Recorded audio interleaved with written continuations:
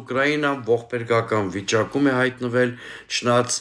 հայաստանյան եւ այլ երկրների պսևդոարևմտամետների պնդումներին, Պոկրովսկի գրավումից հետո շատ տխուր վիճակ է ռազմաճակատում, 2-3 ուղղություններով ռուսները հարձակվում են, Ուկրաինան ունի մարդուժի լուրջ խնդիր, եթե նույնիսկ արտաքին ռազմական եւ ֆինանսական աջակցությունը չդադարի, ես չեմ պատկերացնում այդ մարդուժի ճգնաժամի խնդիրը Ուկրաինան ոնց է լուծելու, էներգետիկ համակարգը ռուսական հարվածների հետևանքով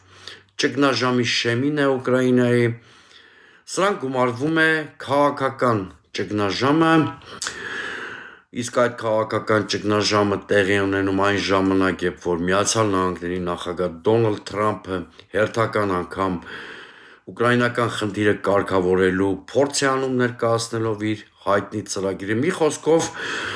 Ուկրաինային այս պարագայում ավելի շատ կարեկցել է պետք, ոչ թե այն որպես հակակայսերական օրինական մոդել ներկայացնել, ինչպես սիրում են անել մեր պսևդո արևմտամետները։